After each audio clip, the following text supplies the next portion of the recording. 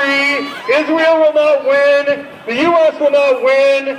And it's clear from this new round of attacks, yet another attack on the Palestinian people, that the biggest terrorists in the world today are in the Pentagon, they're in Washington, and they're in Tel Aviv. The U.S. not only approves of this recent action, it condoned it from the beginning, it was in on from the beginning, and it supported it from the beginning. And this is no surprise to us. This is not a coincidence. We live in the United States. We live in Chicago. We have a mayor who goes to work, well, he sort of goes to work, over here in the City Hall, who's a bigwig in the Democratic Party, and dude is a serious racist and straight up Zionist, and it's no coincidence that he's the one attacking teachers, that he's the one attacking unions. Most of the teachers in this city are women. A lot of them are African American. It's no coincidence that this mayor is trying to close schools in poor African American and Latino neighborhoods. That's no coincidence, sisters and brothers. There's no coincidence either that the U.S. condones this latest act of terrorism. The United States, Washington, Wall Street, and the Pentagon, they're all combined in wanting to reshape the entire Middle East. They've devastated and destroyed entire cities, entire countries in the Middle East and the greater region, all for the 1%, all for Wall Street. It's no coincidence to us that they support Israel, because Israel is in their interest. The colonial settler apartheid state of Israel is in the interest of Washington Pentagon because it helps them in their pursuit of domination in the Middle East.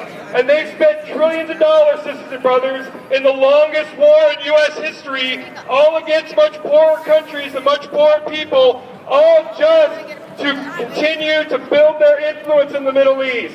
And why do I say this, sisters and brothers? I say this because we are in solidarity with the people of Palestine in this sense. We can win, and we can win here in the United States for the people of Palestine through building a movement that shakes the foundations of this country by building international solidarity with all those who are standing up to the terrorist acts of the U.S. and Israeli government. And we're with you, sisters and brothers. We seek to link arms with all of you who are struggling for independence, freedom, and justice, and we will be with you in the streets until Palestine is free from the river to the sea.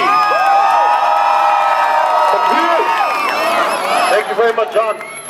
Next, we have Leah Bolger, who is the National President of the Veterans for Peace. Please give a round of applause for Leah Bolger.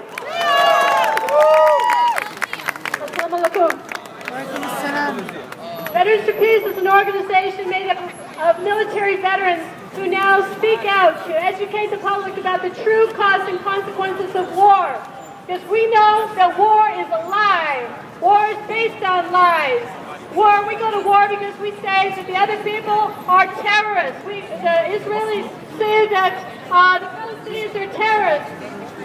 But we know that's not the truth. We go to war against Afghanis because we say they are terrorists. We know that's not true. All war is based on lies, and we have to stand up and speak out, because you know who the real terrorists are? Yeah, the United States, the people in the uniforms. War is terrorism with uniforms. It's the only difference between the violence that is incurred, the terror that is incurred on people when you're wearing a uniform. It's no different than people who are not wearing uniforms. And we have to say that we denounce this, and we stand up and we speak out and we say no more. We will not do it in our name. We will not do it with our dollars. I just came back from a trip to Pakistan, where I met with people who are being hurt and harmed by the drones that we are using to kill the people of Pakistan. And I want you to know that the people of Pakistan hate this country. They hate this country. They see what we are doing, but they don't hate Americans.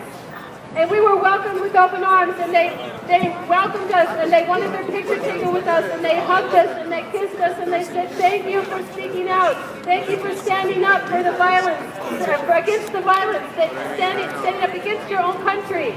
And so you have to know that what you are doing here is being heard. When I was here in May to protest against NATO, we chanted, the whole world is watching. The whole world is watching what's happening in Palestine, and we have to educate Americans who don't see. Americans don't see what's happening in the world because our media is controlled by the big companies. So it's up to us. It's up to us to bear witness and speak the truth and fight against the heinous wars that are being fought in our name with our dollars. In the word, now! Thank you very much, Leah. Next we have, on behalf of the Council on American Islamic Relations, CARE Chicago Chapter, Executive Director Ahmed Rihab. End the occupation now! End the occupation now! End the occupation now! End the occupation now! End the occupation now! End the occupation now! My dear friends, every once in a while there is a flare-up between the Palestinians and the Israelis, and we show up here. We condemn the Israeli action, the other side blames Hamas, and then we all go home. But we forget the real root of the problem, and that's precisely what I want to bring back here in the few minutes that I have, and that is the occupation. That is the root of the problem.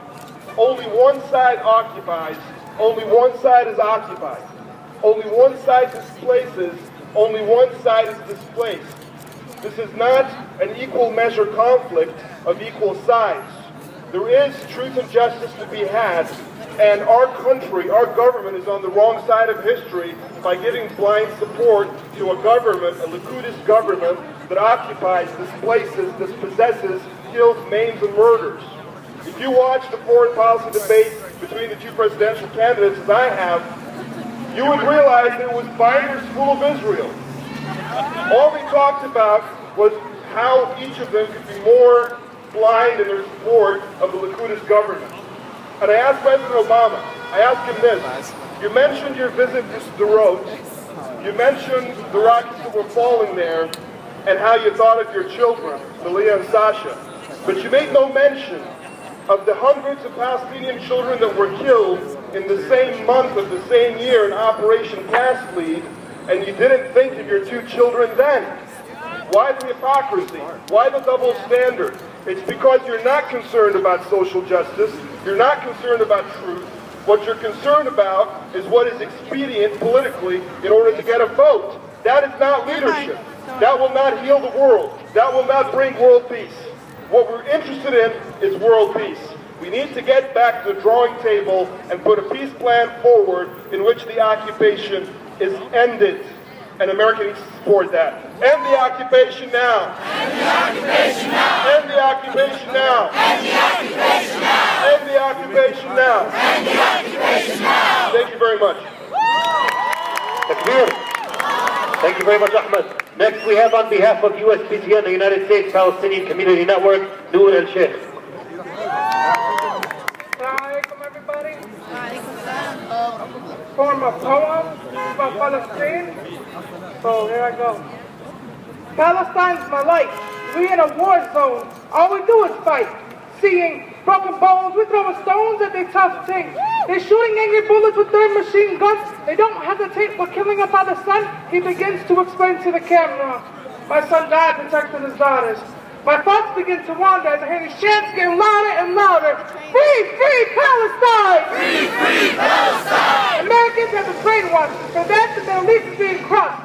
Congress agrees with the Zionists and still think Muslims are the terrorists. My mind is as strong as a midnight warrior, stuck in a teenage Palestinian body.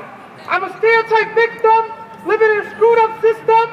We're in a war zone, and all we do is fight. Thank you. Thank you, Noor. All right, next we have